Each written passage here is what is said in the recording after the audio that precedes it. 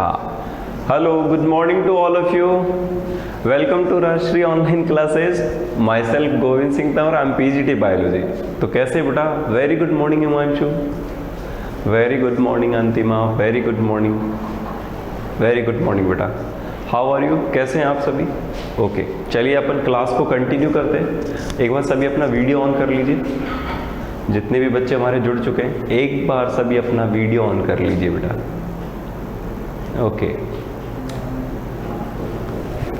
कैसे सब? बढ़िया, सब अच्छे.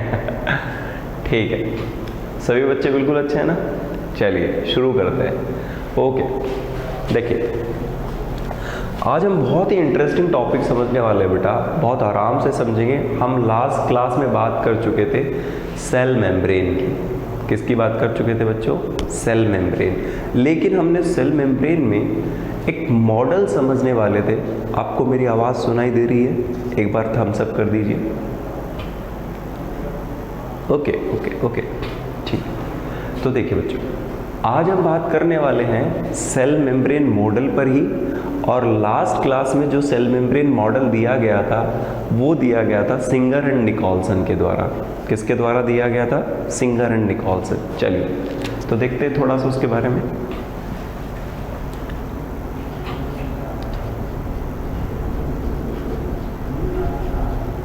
Singer and Nicholson. ओके बच्चों, और उन्होंने क्या दिया था? उन्होंने दिया था फ्लूइड मोज़ेक मॉडल.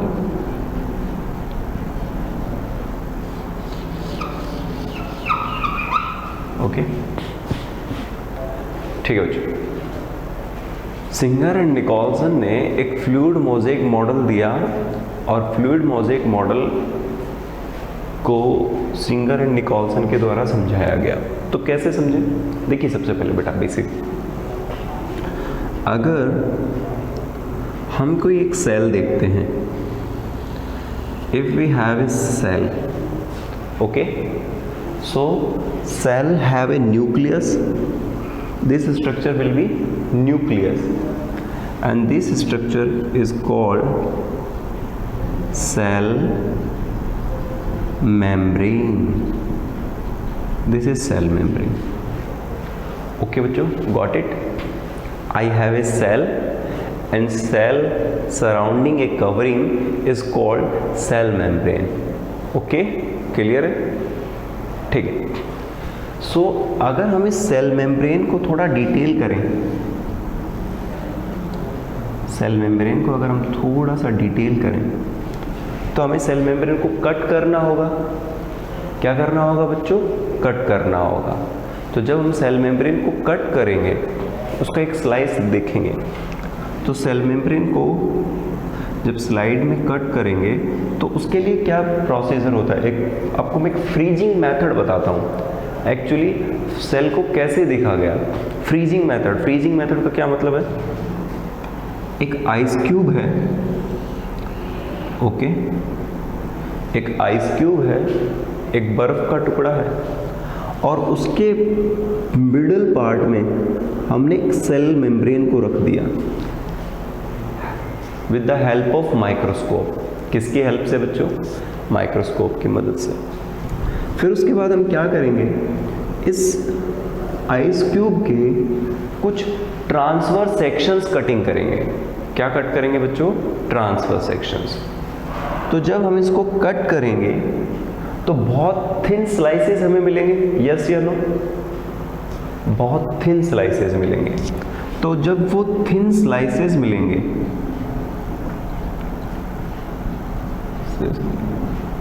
तो इन थिन स्लाइसेस से हम जब माइक्रोस्कोपिक रूप से इसको देखेंगे, तब माइक्रोस्कोप पे देखने पर हमें पता चलेगा कि this structure will be cell membrane. लेकिन अब सेल मेम्ब्रेन का कोई स्पेसिफिक स्ट्रक्चर क्या है? सेल मेम्ब्रेन बना किसका है, उसके ऊपर हम बात करते हैं. तो इसके लिए इन्होंने एक फ्लूइड मोज़ेक मॉडल दिया. क्या नाम दिया बेटा? Fluid mosaic model. ठीक है, जिसमें ऐसा मान लीजिए कि एक लिपिड का पॉन्ड है और जिस पर प्रोटीन फ्लोट कर रहे हैं। Are you got it my boy? बेटा एक लिपिड का पॉन्ड है जिस पर प्रोटीन फ्लो कर रहे हैं, क्योंकि लिपिड इज अ बाइलेयर और प्रोटीन यहाँ पर सिंगल लेयर, इंटीग्रल हो सकते हैं और आउटर हो सकते हैं। क्लियर है बात बेटा? मैं बताऊंगा what is a function of protein, यहाँ फंक्शन क्या है प्रोटीन का। क्लियर है? तो याद करो, इससे पहले मैंने आपको आरबीसी से कुछ बताया था।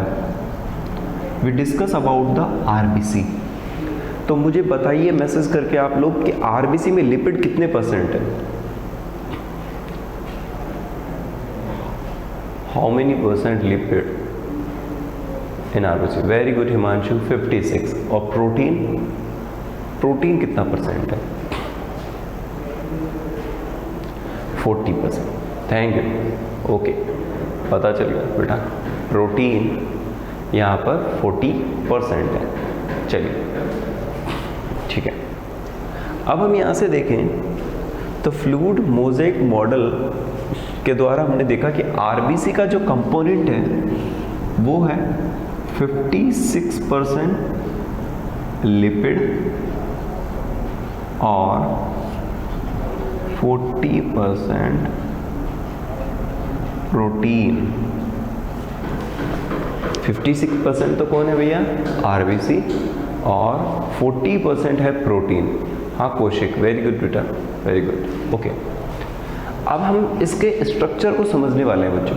चलिए तो अपन समझते हैं। तो मैं आपके लिए एक डायग्राम बना रहा हूँ, हमने लास्ट क्लास में भी उसको बनाया था, आज हम उसको डिटेल करने वाले हैं। ओके चलिए देखो, तो सबसे पहले हम लिपिड की बाइलेयर बना लेते हैं। लिपिड की एक बाइलेयर बना लेते हैं।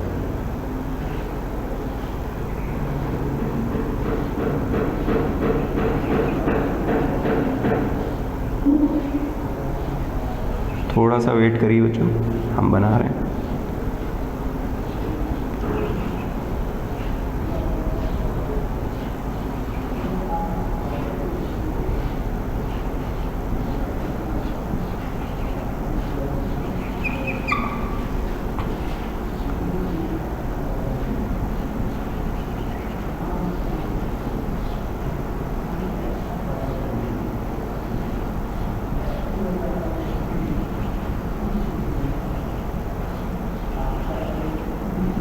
ओके, तो हमने सबसे पहले क्या किया है बच्चों, लिपिड की बाइलेयर बनाई है। एक अपर लेयर है और एक लोअर लेयर है।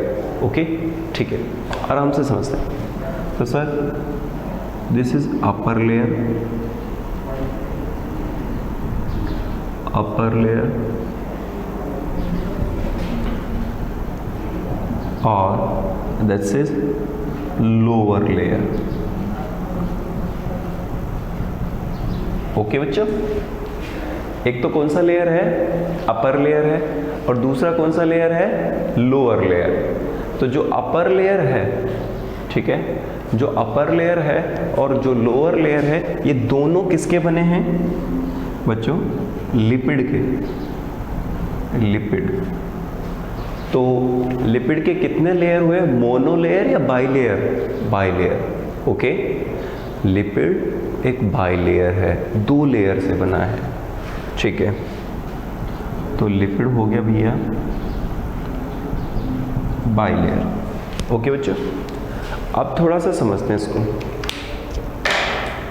तो सर हम लास्ट क्लास से बात करते आ रहे हैं कि लिपिड की 2 लेयर्स हैं और प्रोटीन की 1 लेयर है। प्रोटीन का कितना लेयर है बच्चों? 1 लेयर है। तो देखो, कुछ प्रोटीन इंटीग्रल हैं और कुछ प्रोटीन पेरिफेरल है। अब समझो कैसे। अगर मान लीजिए मेरे ऊपर एक कोटिंग कर दी जाए, ऊपर कोटिंग कर दी जाए, जैसे मैंने अपने क्लोथ्स पहने, ऐसे अगर एक कोटिंग कर दी जाए तो ये कैसा कहलाएगा बच्चों? पेरिफेरल, मेरे सरफेस पर है। Got it? हम याद करो मॉइस्चराइजर क्रीम यूज करते हैं, तो मॉइस्चराइजर क्रीम इंटरनली थोड़ी लगाते हैं, सरफेस पर लगाते हैं। कहाँ लगाते हैं बच्चों? सरफेस पर। और मॉइस्चराइजर क्रीम के जो सरफेस पे लगा रहे हैं तो इसका मतलब it is a present on peripheral. कहाँ प्रेजेंट है वो? पेरीफेरल। क्लियर है बच्चों? लेकिन अगर हम क्या करें वहाँ पर, हम अगर क्या करें इस चीज़ के लिए कि कोई चीज़ अगर सपोज कीजिए मेरे इंटरनली है और यहाँ से और पीछे की तरफ से भी बाहर निकल पा रही है, तो उसको हम कहेंगे इंटीग्रल। क्या कहोगे बच्चों? इंटीग्रल। समझे? चलो फिर एक छोटा सा समझते हैं। देखिए, अगर आपको दिख रहा है, यहाँ दिख रहा है बिल्कुल, देखो बच्चों, ये एक सेल है। इस सेल के सरफेस पर अगर कोई चीज़ है तो आप इसे पेरीफेरल कहोगे। क्या कहोगे बच्चों? पेरीफेरल। और अगर कुछ यहाँ से बिल्कुल दोनों तरफ निकल के जा रहा है तो उसको हम क्या कहेंगे? इंटीग्रल। इंटीग्रल। विच प्रोटीन बच्चों? Integral protein. व्हाट वी से? Integral protein. Okay Himanshu, got it? Okay, thank you. अब देखिए बच्चों, तो यहाँ से अगर हम आगे चलते हैं तो अब यहाँ पर कुछ इस तरह के प्रोटीन का अरेंजमेंट करेंगे, तो कर लेते हैं। तो देखो, कुछ प्रोटीन इस तरह से यहाँ अरेंज,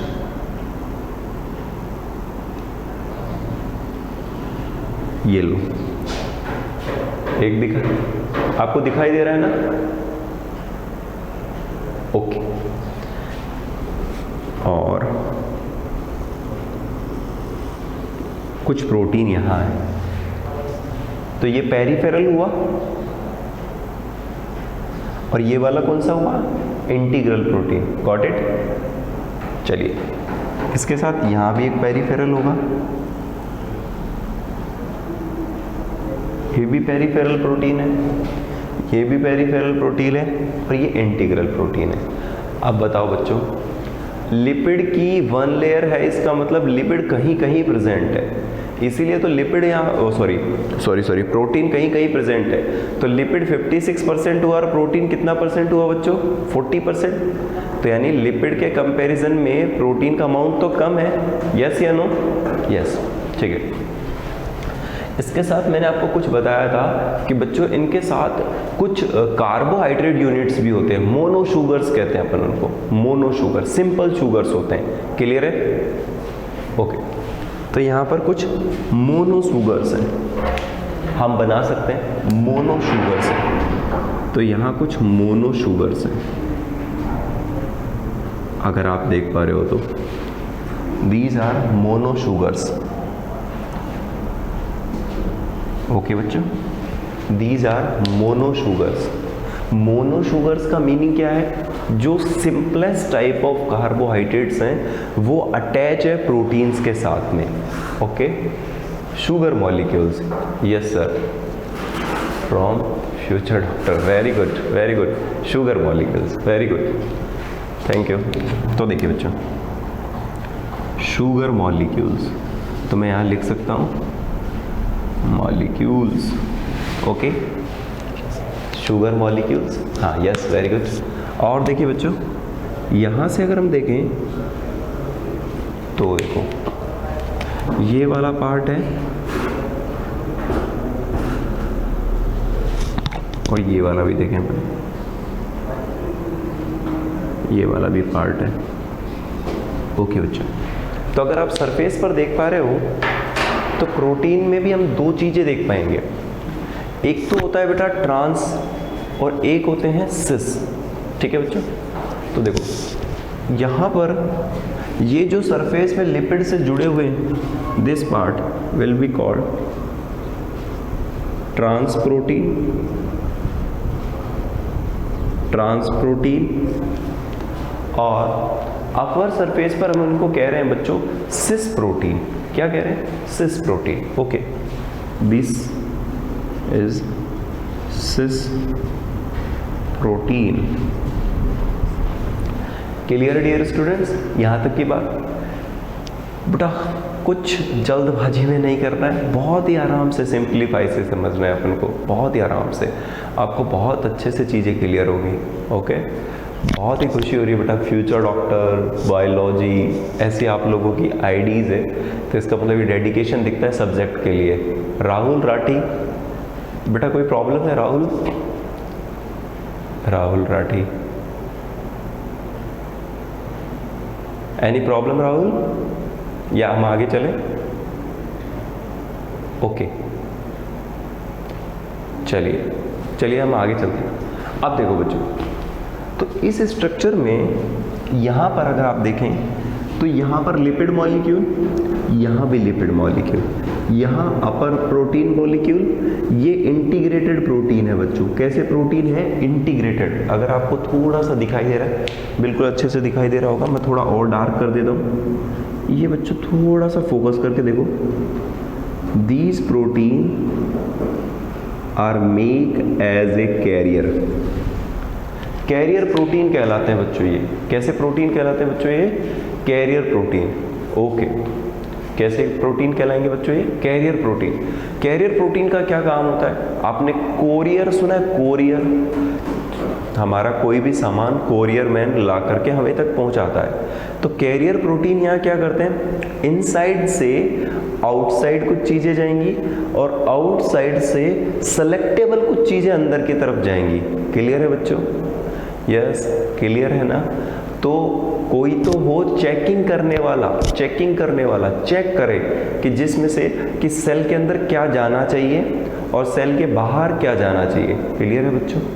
तो यहाँ पर हम देख पाएंगे कि this is called carrier protein. ATP use in carrier. Very good, बिल्कुल बेटा, बिना एटीपी तो हम यूज ही नहीं कर पाएंगे ना। इसीलिए तो कि पावर हाउस ऑफ सेल कौन है? Mitochondria. It will B produce energy, और एनर्जी चाहिए ना बाहर जाने के लिए और अंदर आने के लिए। क्लियर है? हाँ, एटीपी यूज करना पड़ेगा। लेकिन कुछ मीडियम्स में अपन देखेंगे जहाँ डिफ्यूजन का केस होगा तो वहाँ एनर्जी एक्सपेंजर नहीं होगा बेटा। हाँ, लेकिन जहाँ ऑस्मोसिस प्रोसेस अगर हम देख पा रहे हैं तो वहाँ एटीपी ज़रूर यूज़ होगा बच्चों। वेरी गुड, चलिए देखते हैं आगे। देखो, तो दिस प्रोटीन यानी दिस चैनल, अब आराम से सिंपली समझो, ये वो गेट है जिससे चीज़ें बाहर से आएंगी और अंदर चली जाएंगी। सपोज दैट, मैं आपको समझाता हूँ, सोडियम आयंस। तो सोडियम आयंस को अगर आना होगा तो वो कहाँ से आएंगे? चैनल आयंस से। वो चैनल गेटेड समझ रहे हो आप? कैरियर प्रोटीन के थ्रू ये अंदर आए और यहाँ आ गए सोडियम आयंस। यहाँ पर आ गए बच्चों सोडियम आयंस। क्लियर है? तो सोडियम आयन यहाँ से आए। दूसरा, अगर यहाँ से पोटेशियम को जाना हो बच्चों, किसे जाना हो? पोटेशियम्स को, तो वो भी यहाँ से जाएंगे, बिल्कुल जाएंगे, और यहाँ से पोटेशियम बाहर निकल जाएंगे, पोटेशियम आयन। तो आपको इतना समझ में आ रहा होगा कि मेम्ब्रेन वो स्ट्रक्चर है जिसके थ्रू हम एक्सचेंज कर पा रहे हैं, ट्रांसपोर्ट कर पा रहे हैं सेल के लिए। क्लियर है? अगर सेल को लगता है ये चीज़ मेरे पास एक्सेस में है, वेस्ट है, तो वो उसे रिमूव करने लगती है। और अगर सेल को ये लगता है कि ये चीज़ें वेस्ट नहीं है और इनको हमारे को रिक्वायरमेंट है, तो वो उनको इनसाइड लेने लगती है। लेकिन ये डिसाइड कौन करता है? Audio is not clear. ऐसा है क्या बच्चों? आवाज़ नहीं आ रही है क्या? एक बार बताइए, आवाज़ में कोई प्रॉब्लम है क्या? हिमांशु, कौशिक, बेटा आवाज़ प्रॉपर आ रही है क्या? एक बार थम्स अप भेज दीजिए अगर आवाज़ आ रही है तो प्रॉपर। ओके, फ्यूचर डॉक्टर की तरफ से। ठीक है राहुल, अब ठीक है। नो सर, कोई प्रॉब्लम नहीं। ठीक है, थैंक यू बच्चों। ठीक है, हम आगे करते हैं। तो देखो, तो यहाँ पर हमें एक सिंपली समझ में आया कि ये लिपिड की बाई लेयर हो गई और प्रोटीन की एक सिंगल लेयर हो चुकी है। क्लियर है बच्चों? यस या नो? यहाँ तक बताओ। तो हमें सिंपली ये समझ में आया। अच्छा, मैंने बताया आप लोगों को कि मेम्ब्रेन सबके पास होती है। किनके पास नहीं होती? सबके पास होती है मेम्ब्रेन। प्लांट सेल में भी होती है और एनिमल सेल में भी हो सकती है। लेकिन सेल वॉल केवल कहाँ होती है बच्चों? प्लांट सेल के पास में मैक्सिममली, और एनिमल सेल्स के पास सेल वॉल नहीं होती है। तो इसका मतलब सेल मेम्ब्रेन का काफ़ी बड़ा फंक्शन है। सेल मेम्ब्रेन के फंक्शंस की भी बात करें तो आप देखो, तो सबसे पहला ये सेल मेम्ब्रेन क्या काम कर रही है, यहाँ पे ट्रांसपोर्ट कर रही है बच्चों। क्या कर रही है सेल मेम्ब्रेन? ट्रांसपोर्ट कर रही है। तो ट्रांसपोर्ट किसका कर रही है? मिनरल्स का, आयंस का, जो चीज़ें इनको जरूरी है। क्लियर है बच्चों? एक बार आप लोग इसे बना लीजिए अच्छे से, सभी बना लीजिए इसे अपने नोटबुक्स में, सभी बना लीजिए बच्चों, फिर हम आगे चलते हैं। ठीक है, एक बार आप बना लीजिए। लिपिड बाइलेयर हो गए, प्रोटीन हो गए बेटा, शुगर मॉलिक्यूल्स हो गए, फ्लूइड मोज़ेक मॉडल की बात कर रहे थे अपन, और this gives by Singer and Nicolson. Secretion, screenshot जिंदाबाद। हाँ वेरी गुड बेटा, ठीक है। कुछ बच्चे, हाँ ठीक है, आप स्क्रीनशॉट भी ले सकते हो, वेरी गुड, कोई प्रॉब्लम नहीं बेटा। हाँ स्क्रीनशॉट जिंदाबाद। अरे वाह,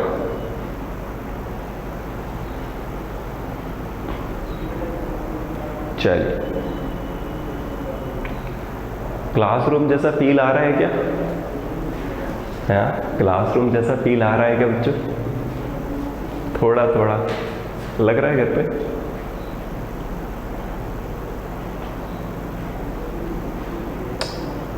कुछ तो बताइए। अच्छा नो सर, यस सर, थोड़ा थोड़ा। केशव को तो आ रहा है, फ्यूचर डॉक्टर क्यों नहीं आ रहा आपको? क्या बात है भाई? हाँ यस सर, थोड़ा थोड़ा। केशव बिल्कुल आएगा बेटा। अच्छा सबसे पहले ये बताओ, सबने स्कूल का चैनल सब्सक्राइब किया? सभी ने स्कूल का चैनल सब्सक्राइब किया, YouTube channel? Okay, Rahul Rathi कर लिया आपने।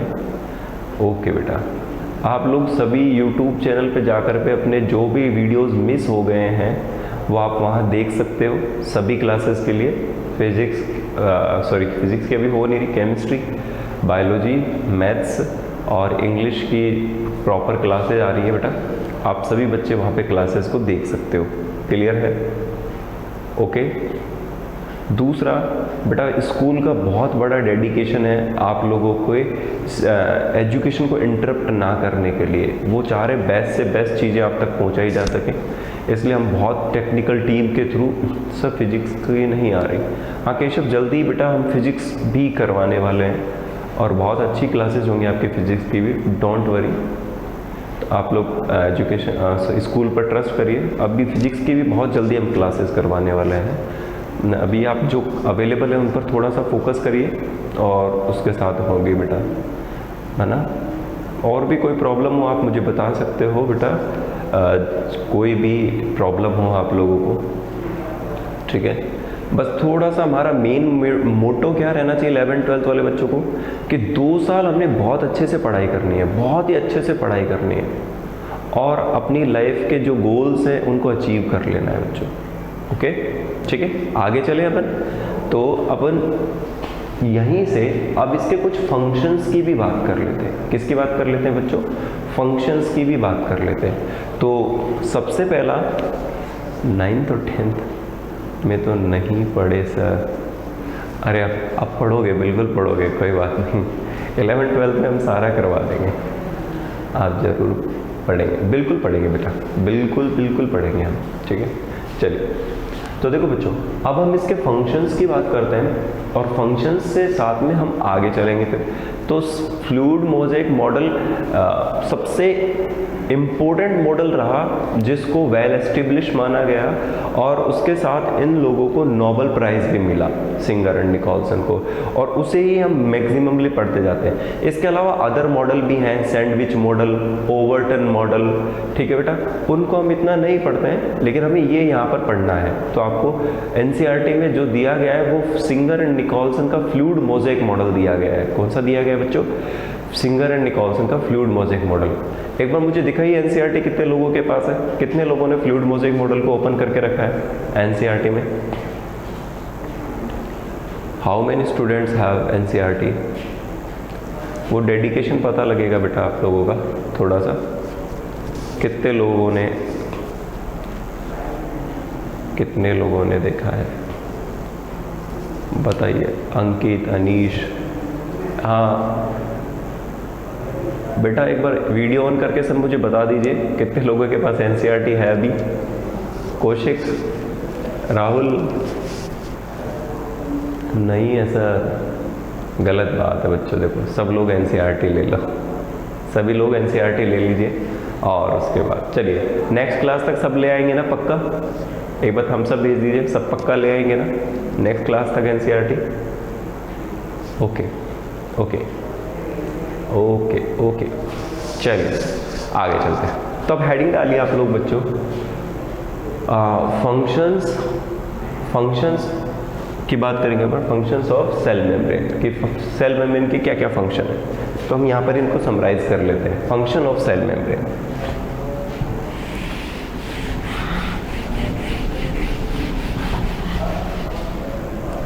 सेल मेम्ब्रेन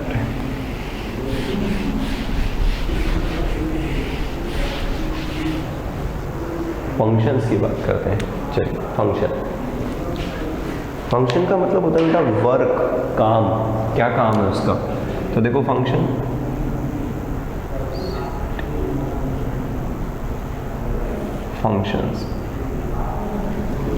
तो चलिए फंक्शंस की बात करते हैं। तो पहला फंक्शन है इसका मेनली कि ये ट्रांसपोर्टिंग है, सीक्रेशन है, ठीक है। It help in transportation, its help in transportation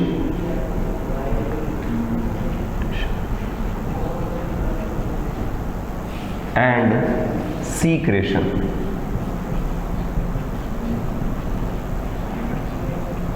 Its help in transportation and secretion. दो वर्ड पर फोकस करिए।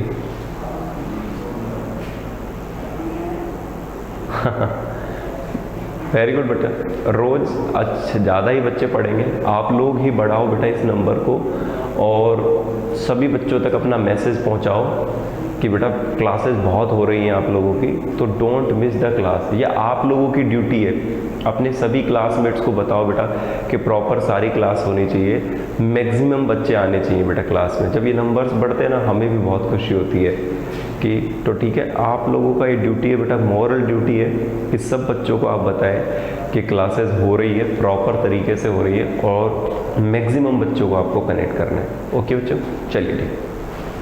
तो देखिए it's help in transport and secretion, तो दोनों वर्ड को समझ ले तो मैं बताता हूँ। देखिए ट्रांसपोर्टेशन का मतलब क्या है कि अगर कोई सब्सटेंस है और वो one cell to another cell के अंदर ट्रांसफर होना चाहता है, तो दो चीज़ें मैं आपको बताता हूँ पहले आपको। चलिए, आप लोगों ने आई थिंक 10th लेवल पर जंक्शन पढ़े होंगे। जंक्शन जानते हैं? Junction, what is the meaning of junction? Junction का मतलब समझ, देखो अगर दो चीज़ों को जोड़ने वाला हो तो उसको हम जंक्शन कहेंगे बच्चों। कि नहीं, दो चीज़ों को जोड़ने वाली जो चीज़ है वो जंक्शन कहलाती है। क्लियर है? तो जंक्शन किन किन के बीच में होगा बच्चों? जंक्शन होगा बच्चों प्लांट सेल के बीच में भी होगा, और जंक्शन किसके बीच में भी होगा बेटा? एनिमल सेल के बीच में भी होगा। तो उस जंक्शन की हम बात करने वाले हैं कि कौन से जंक्शंस हैं जिसकी वजह से एक सेल अपने जो सब्सटेंस है वो अनदर सेल को दे जाती है। तो वो भी छोटी सी चीज़ यहाँ पे नोट कर लेंगे अपन अलग से, यहाँ पर अलग से लिख लीजिए बच्चा। तो देखो, एक तो होता है plant cell junction, plant cell junction, ठीक है बच्चों। तो बताइए आप, which junction is found between two plant cells? Anyone have any answer? Okay, बेटा किसी को अगर आंसर पता हो तो एक बार बताओ मुझे। Which junction is found between two plant cells? दो प्लांट सेल के पास में कौन सा जंक्शन होगा? नो, नहीं पता। चलिए कोई बात, किसी को नहीं पता, किसी को पता है तो वो रेज हैंड भेज सकता है मुझे।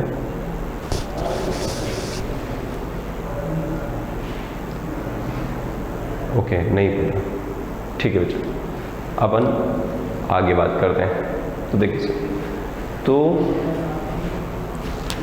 ट्रांसपोर्ट एंड सीक्रेशन के लिए काम करता है। तो यहाँ पर जो प्लांट सेल के बीच में जो जंक्शन होते हैं उनको कहते हैं प्लाज्मोडेस्मेटा।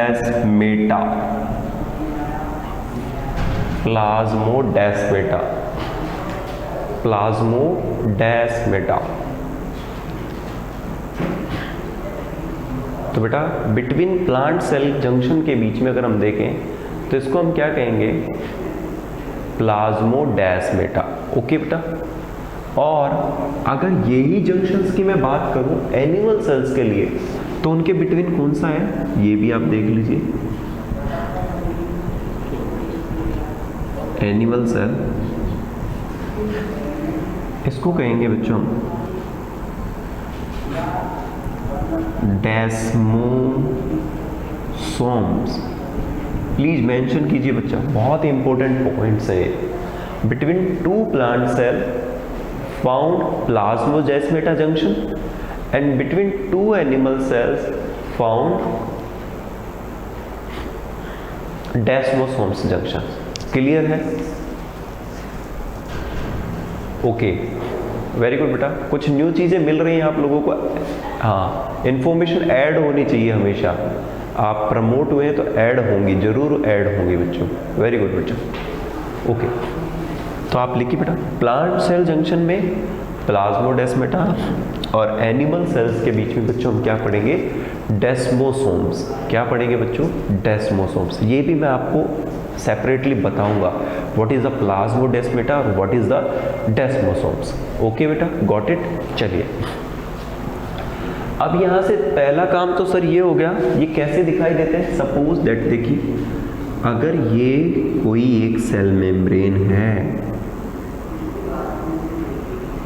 ये कोई एक सेल मेम्ब्रेन है और ये कोई अनदर सेल है, ये कोई एक अनदर सेल है।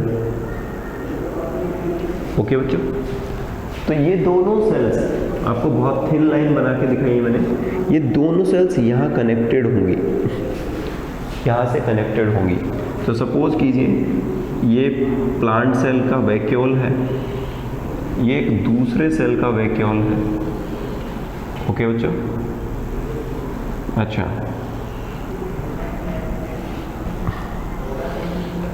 एक प्लांट सेल का वैक्यूल, दूसरे प्लांट सेल का वैक्यूल, तो इनके बीच में जो जंक्शन है बच्चों क्या है, it will be called plasmodesmata. क्या कहेंगे इसको, लिख लें अपन ने, लिखा है प्लाज्मोडेस्मेटा, उसे हम क्या कहेंगे बच्चों, प्लाज्मोडेस्मेटा। तो इसके पास सपोज कीजिए फूड मटेरियल है, यहाँ स्टार्च है, क्योंकि प्लांट फूड किस फॉर्म में स्टोर करते हैं, स्टार्च फॉर्म में।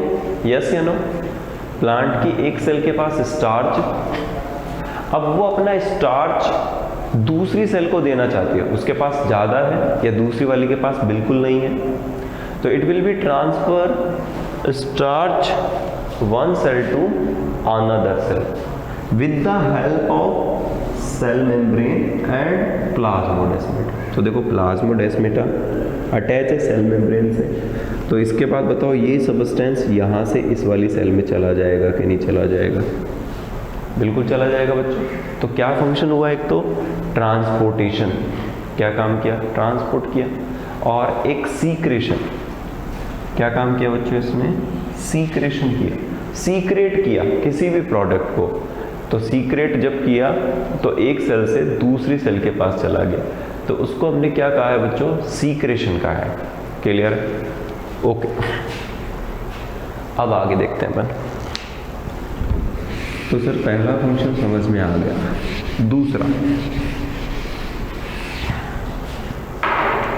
दूसरा क्या है भैया, देखो दूसरा फंक्शन आपने बड़ा इंपॉर्टेंट सुना होगा कि सेल मेम्ब्रेन कई बार कुछ मॉडिफिकेशंस बनाती है, मॉडिफिकेशंस। ओके, तो फिंगर लाइक स्ट्रक्चर्स हमारे इंटेस्टाइन में पाए जाते हैं। Some finger like projections are present in human intestine. Compartmentalization, exchange of material, हाँ बिल्कुल सही है बेटा, कंपार्टमेंटाइजेशन। अच्छा, जो मैं पूछ रहा हूँ वो बताइए आप लोग। Some finger like projections present in intestine, human intestine, what is called, क्या कहेंगे उसे? विली। Very good. हमने बेटा विली या माइक्रो विली भी कह सकते हैं क्योंकि उनका स्मॉल साइज होता है। तो मुझे बताओ कहीं ना कहीं विली फॉर्मेशन में सेल मेम्ब्रेन का योगदान है क्या नहीं है, कंट्रीब्यूशन है क्या नहीं है?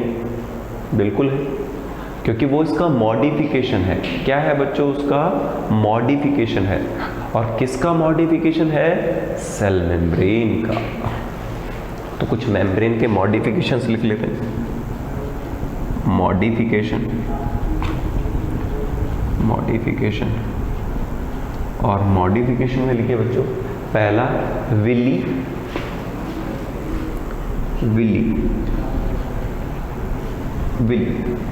तो पहला मॉडिफिकेशन लिखिए बेटा विली का फंक्शन बताइए। What is the function of villi? Active रहिए बच्चों, एक्टिव।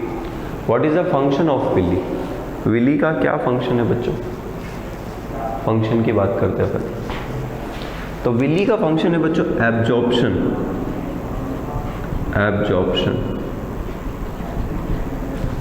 विली का फंक्शन है बच्चों एब्जॉर्प्शन। विली का फंक्शन है एब्जॉर्प्शन। याद रह जाएगा बच्चों, विली का क्या फंक्शन है? वेरी गुड, हिमांशु की तरफ से आंसर आया एब्जॉर्प्शन। अच्छा, एक अनदर मॉडिफिकेशन और है बेटा, उसकी और बात कर लेते हैं। It will be called मीजोसोम्स।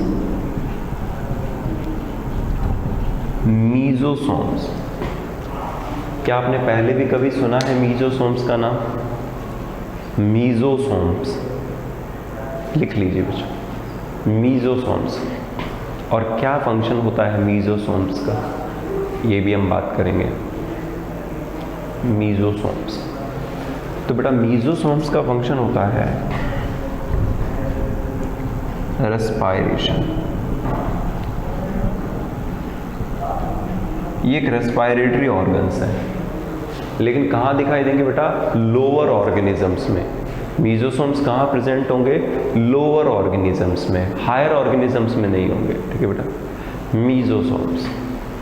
ठीक है, तो मीजोसोम्स का फंक्शन क्या है बच्चों? रेस्पायरेशन। क्लियर है बात यहाँ तक की? चलिए, no future doctor DNA replication में कैसे काम करेगा सेल मेम्ब्रेन, है ना? How can we say DNA replication? DNA replication में तो डीएनए का नहीं काम रहेगा बेटा, डीएनए ही अपनी एक कॉपी बनाता है। मैं खुद की कॉपी बनाऊं, लेकिन उसमें सेल मेम्ब्रेन का थोड़ी कोई कंट्रीब्यूशन होगा। ओके बच्चा, डीएनए रेप्लिकेशन का मतलब होता है डीएनए खुद की एक कॉपी बना रहा है, उसमें सेल मेम्ब्रेन का कोई कंट्रीब्यूशन नहीं है, क्योंकि वो जेनेटिक मटेरियल है। सेल मेम्ब्रेन एक सेल ऑर्गेनल है, तो सेल ऑर्गेनल मैन्युफैक्चर्ड होते रहते हैं। सेल जैसे डिवाइड होती है तो नई सेल बनती रहती है, लेकिन डीएनए रेप्लिकेशन एक अलग टॉपिक है बेटा। ठीक है, तो बेटा आज हम इतनी ही बात करेंगे, आगे इसके कुछ और फंक्शंस की बात करके फिर हम कंटिन्यू करेंगे कल एक नए सेल ऑर्गेनल के लिए। ठीक है, आई होप आप लोगों को समझ में आ रही हैं चीज़ें। अगर बेटा समझ में आ रही है तो एक बार सभी बच्चे मुझे थम्स अप कर दीजिए।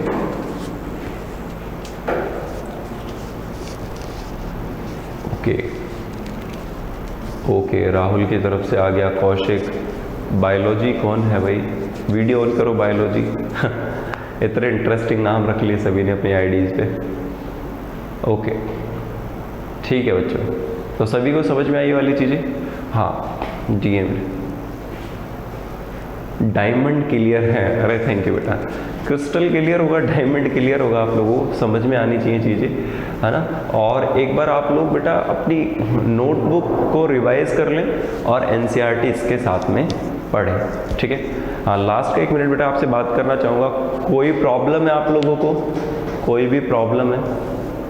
एनीवन, कोई प्रॉब्लम बेटा? यू कैन शेयर मी, आप मुझे बता सकते हो कोई प्रॉब्लम है आप लोगों को तो अभी कुछ भी। ओके, थैंक यू बेटा। Himanshu very good student, is a regular person. ये रेगुलर है बच्चा, बहुत ही खुशी हो रही है जो बच्चे बहुत रेगुलर है। ठीक है, चलो।